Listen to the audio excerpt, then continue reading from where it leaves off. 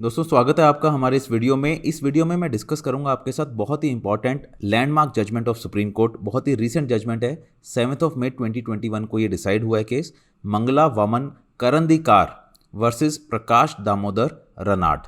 इस केस में supreme court ने एनालाइज किया section 95 of Indian evidence act, section 92 of Indian evidence act. तो आपके जुडिशरी के जो एग्ज़ाम हैं खासकर मेंस के लिए, ऑल्दो प्रीलिम्स में भी इंपॉर्टेंट बन सकती है जजमेंट, आपको डायरेक्ट जजमेंट पूछी जा सकती है, बट मेंस में जब आपको आंसर राइटिंग आएगी वहाँ पर इस तरह की अगर कोई प्रपोजिशन आ जाए आपके पास या डायरेक्ट कोई क्वेश्चन आ जाए सेक्शन 95 या section 92 of Indian evidence act, वहाँ पर ये आप जजमेंट कोट कर सकते हो। तो अगर थोड़े से ब्रीफ में फैक्ट्स देखें तो 1962 की यहाँ पर बात की गई है। वहाँ पर बोला गया है कि 1962 में जो सुप्रीम कोर्ट में अब एपिलांट थी, एक वाइफ थी, उसके हस्बैंड ने एक बिजनेस स्टार्ट किया था 1962 में एक शॉप में, और वो स्टेशनरी की शॉप ओपन की थी और नाम रखा था करंदीकार ब्रदर्स के नाम से। एक शॉप उन्होंने स्टार्ट की, वहाँ पर बिजनेस अपना स्टार्ट कर दिया। बट अनफॉर्चुनेटली 1962 में उनकी होगी डेथ के बाद उनकी वाइफ जो थी, जो यहाँ पर अब एपिलांट है यहाँ सुप्रीम कोर्ट में, क्योंकि वो लीगल हेयर हुई उनकी, तो उसने जो वाइफ थी उसने बिजनेस थोड़े दिन स्टार्ट किया, बट उसके बाद उन्होंने जब देखा कि बिजनेस वो नहीं कर पा रही तो उसने वो जो बिजनेस था वो रिस्पोंडेंट को हैंड ओवर कर दिया। She entered into an agreement dated 7 फरवरी 1963। तो 1963 में वो बिजनेस जो था उन्होंने रिस्पोंडेंट, जो सुप्रीम कोर्ट में अब रिस्पोंडेंट थे, उनको हैंड ओवर कर दिया कि आप ये बिजनेस करिए, और एग्रीमेंट उसने कर लिया। जो एग्रीमेंट था, वो कॉन्ट्रैक्ट था, वो बार बार एक्सटेंड भी हुआ। 1980s में जब उसको लगा वाइफ को कि अब मैं वो कर सकती हूँ बिजनेस दोबारा से स्टार्ट, तो उसने बोला रिस्पोंडेंट को कि आप जो है प्रेमिसेस मुझे दे दीजिए, जो भी बिजनेस है मेरे को वापस हैंड ओवर कर दीजिए, और जो सूट प्रेमिसेस है वहाँ पर वो 31 जनवरी 1981 तक खाली कर दीजिए, क्योंकि अब मैं करना चाहती हूँ। बट रिस्पोंडेंट ने क्या बोला, कहता कि आपने जो है वो बिजनेस को नहीं मुझे हैंड ओवर किया था, आपने जो वो कॉन्ट्रैक्ट किया था वो रेंट एग्रीमेंट था इन स्ट्रिक्ट सेंस। स्ट्रिक्टो सेंसु का मतलब है स्ट्रिक्ट सेंस में वो रेंट एग्रीमेंट था, विदाउट एनी एम्बिग्विटी। तो रिस्पोंडेंट का कंटेंशन क्या था, वो कह रहा था कि आपने एग्रीमेंट के थ्रू मुझे बिजनेस हैंड ओवर नहीं किया था, कि आपने बोला कि कॉन्ट्रैक्चुअल पीरियड जो भी है, साल का, 1.5 साल 2 साल जो भी, कि आप बिजनेस करो, आपने मुझे वो प्रेमिसेस जो है एक तरह से रेंट एग्रीमेंट बनाकर लीज पे वो दे दी थी, और अगर आप खाली करवाना चाहते हो तो आप जो है बॉम्बे रेंट एक्ट के अंडर जो भी उसमें रेमेडी है, रेंट कंट्रोलर के पास है या कोई भी कोर्ट है, वहाँ पर जाओ और वहाँ से आप खाली करवा सकते हो। ये आपका कोई बिजनेस एग्रीमेंट नहीं था। रिस्पोंडेंट का जो रिप्लाई आया, रिस्पोंडेंट के रिप्लाई से परेशान होकर एपिलांट जो थी वो वाइफ, उसने एक सिविल सूट फाइल कर दिया 1981 में। जो भी सिविल जज होंगे वहाँ पर पुणे में, वहाँ पर सिविल सूट फाइल कर दिया। सिविल सूट जो था वो डिसाइड हो गया एपिलांट के फेवर में। फिर ये केस गया हाई कोर्ट, हाई कोर्ट ने रिवर्स कर दिया। हाई कोर्ट ने जो भी अपनी की interpretation section 95 Indian evidence act की, उसके बेस पे रिवर्स कर दिया। मींस जो किराएदार था या फिर कह लीजिए जिसको उसने बिजनेस हैंड ओवर किया था, उसको उसके हक में कर दिया। एपिलांट में सुप्रीम कोर्ट में फिर अपील फाइल कर दी। तो सुप्रीम कोर्ट में जब ये मैटर आया तो सुप्रीम कोर्ट ने एग्रीमेंट पढ़ा, कॉन्ट्रैक्ट पढ़ा, तो सुप्रीम कोर्ट ने क्या ऑब्जर्व किया, उसने बोला it is clear from the reading of the contract that the parties had intended to transfer business from appellant to respondent during the contractual period. तो सुप्रीम कोर्ट ने after reading the agreement observe किया कि जो भी parties की intention थी जब भी वो एग्रीमेंट एग्जीक्यूट हुआ, कि वो बिजनेस ट्रांसफर कर रहे थे एपिलांट से रिस्पोंडेंट को। This agreement was not meant as a lease or license for the respondent to conduct business। तो वो कहीं पर भी ऐसा नहीं था कि वो लीज पे उसने कोई प्रॉपर्टी दी है या कोई लीज या लाइसेंस पे है। However, the respondent contends that the meaning of the document should not be culled solely with reference to the language used in the document. Rather, extrinsic evidence means bahari evidence needs to be utilized before adducing proper meaning to the contract। Respondent ने content किया कि जो आप एक तरह से agreement पढ़ रहे हो तो उसको स्ट्रिक्ट सेंस में ऐसे ना पढ़ो कि हाँ जी ये तो बिजनेस ट्रांसफ़र है। कहता है कि मेरे पास रसीदें वगैरह है जहाँ पर हमेशा लिखा गया है कि रेंट एग्रीमेंट है या रेंट की रसीदें हैं।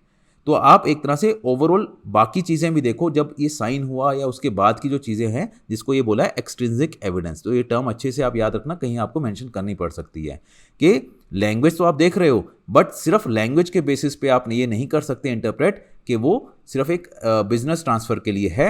आप रेंट की रसीदें देखिए, बाकी उन्होंने कोई और एविडेंस भी दिया होगा जिसके बेस पे वो कहना चाह रहे थे कि ये रेंट एग्रीमेंट है, ना कि बिजनेस के लिए ट्रांसफ़र एग्रीमेंट है। तो रिस्पोंडेंट ने सबमिट किया that on consideration of all the extrinsic evidence the contract should be read as a leave and license agreement which is covered under Bombay rent act. तो उन्होंने बोला कि लाइसेंस एग्रीमेंट है, ठीक है, ये लीज आ जाएगा, सॉरी यहाँ पर लीज आप कर लीजिएगा। तो लीज एग्रीमेंट है, ये बिजनेस एग्रीमेंट कोई नहीं है, और अगर ये लीज एग्रीमेंट हुआ तो ये बॉम्बे रेंट एक्ट के कवर्ड होगा और वहीं पर इसकी रेंट एक्ट के अकॉर्डिंग ही रेमेडी बनती है। Respondent Drew his support from section 95 of Indian Evidence Act to state that the document needs to be interpreted having regard to external evidence such as receipts of payment under the contract addressed as rent receipts। तो उसने रसीदें दिखाई कि देखो जी मैंने तो रसीदें दी थी जिस पे लिखा हुआ था कि तो रेंट की रसीदें हैं। तो कहता है सेक्शन 95 भी इंडियन एविडेंस एक्ट का बोलता है कि जो डॉक्यूमेंट है उसको इंटरप्रेट करना चाहिए बाहरी एविडेंस के को मद्देनजर रखते हुए कि एक्सटर्नल एविडेंस क्या है उसके बेस पे ही कोई डॉक्यूमेंट जो है इंटरप्रेट होना चाहिए। अब यहाँ पर सेक्शन 95 की इंपॉर्टेंस आ जाती है जिसको मैंने यहाँ रिप्रोड्यूस किया है आपके अंडरस्टैंडिंग के लिए। तो 95 सेक्शन जो है इंडियन एविडेंस एक्ट का क्या बोलता है, evidence as to document unmeaning in reference to existing facts. तो यहाँ पर ध्यान रखना है अनमीनिंग कि मीनिंग वहाँ पर नहीं है जिसका, उसके एविडेंस की बात की गई है। तो ये क्या बोल रहा है, when language used in a document is plain in itself but is unmeaning in reference to existing facts, evidence may be given to show that it was use in peculiar sense. तो कहता है कि अगर कोई reference दिया है but वो unmeaning है, कोई मीनिंग नहीं बन रहा, तो उसके लिए एविडेंस दिया जा सकता है कि किस सेंस में वो जो रेफरेंस है वो दिया गया है। इलस्ट्रेशन भी है यहाँ पर, A sells to B by deed my house in Calcutta. तो ए ने बी को बाय डीड सेल कर दिया कि हाँ कौन सा घर, माई house in Calcutta. A had no house in Calcutta, A के पास कोई घर नहीं था, but it appears that he had a house at Howrah of which B had been in possession since the execution of deed। तो ये देखा गया कि A के पास हाउस तो नहीं है कलकत्ता में बट डीड में लिखा हुआ है, बट B के पास एक ऐसा पोजेशन था ऐसे घर का जो A का घर है हावड़ा में, ठीक है, कलकत्ता में नहीं है हावड़ा में है, तो बी के पास उसका पोजेशन भी है जब से वो एग्जीक्यूशन हुई है डीड की। These facts may be prove to show that the deed related to the house at Howrah.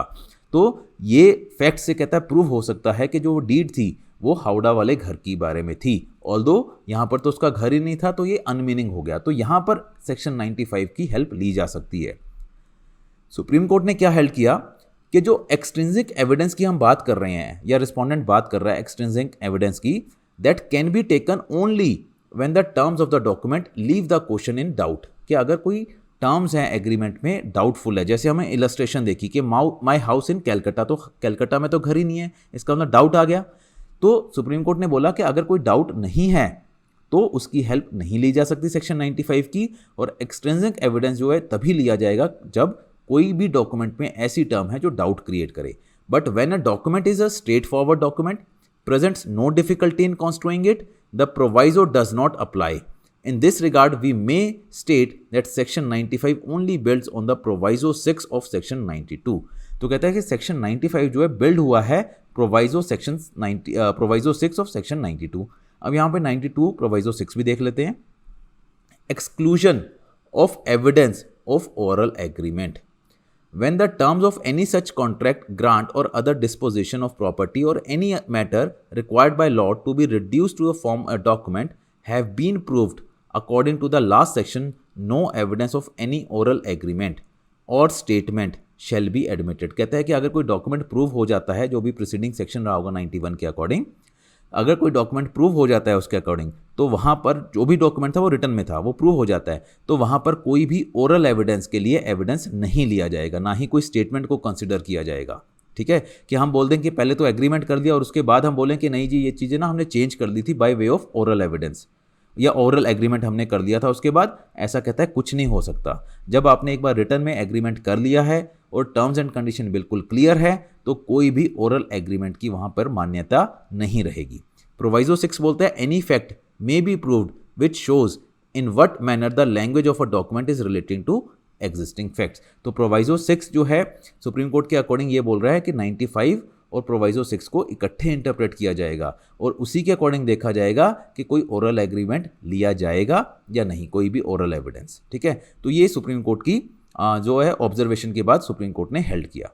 Last में सुप्रीम कोर्ट ने बोला कि सेक्शन 92 जो है स्पेसिफिकली प्रोहिबिट करता है evidence of any oral agreement और statement which would contradict, vary, add और सब्ट्रैक्ट फ्रॉम इट्स टर्म, कि कोई भी टर्म को ना तो वो चेंज कर सकता, ना बढ़ा सकता, घटा सकता, कुछ नहीं कर सकता अगर डॉक्यूमेंट जो है स्ट्रेट फॉरवर्ड है। If as stated by the learned जज oral evidence could be received to show that the terms of the document were really different from those expressed therein, it would amount to permission to give evidence to contradict or vary those terms which comes within the inhibitions of section 92। तो ये बोला कि अगर ऐसा कुछ हो जाए तो फिर हर एग्रीमेंट को ही हम ये बोल देंगे कि आप हर एग्रीमेंट के लिए ही ओरल एविडेंस दो। हर पार्टी ये बोलेगी कि नहीं, ये रिटर्न एग्रीमेंट तो एक बात है, इसके बाद हमारा ओरल एग्रीमेंट भी हुआ है, तो कहते हैं अदर ये चीज़ें तो फिर एंडलेस हो जाएगी और सेक्शन 92 की जो इनहिबिशन है वहाँ पर फिर ये प्रॉब्लम क्रिएट करेगा। It could not be postulated that the legislature intended to nullify the object of section 92 by enacting exceptions to that section. तो कहते हैं कि ना ही लेजिस्लेचर का भी ऐसा इंटेंशन रहेगा कि जो 92 का जो भी हमने अभी पढ़ा है ऑब्जेक्ट रहेगा कि उसको नलिफाई कर दो ऐसी एक्सेप्शंस क्रिएट कर। तो ये सुप्रीम कोर्ट ने 92 और 95 इंडियन एविडेंस एक्ट को इंटरप्रेट किया, राइट। लास्ट में सुप्रीम कोर्ट ने डिसाइड करते हुए बोला, in line with the law laid down it is clear that the contract mandated that continuation of the business in the name of Karandikar brothers by paying royalties of ₹90 per month. Once the parties have accepted the recitals and the contract, the respondent could not have adduced contrary extrinsic parole evidence unless he portrayed ambiguity in the language। तो कहा कि जब तक respondent जो है ये ना show कर दे कि लैंग्वेज में कोई एम्बिग्विटी है तो कोई भी एक्सटर्नल एविडेंस नहीं लिया जा सकता।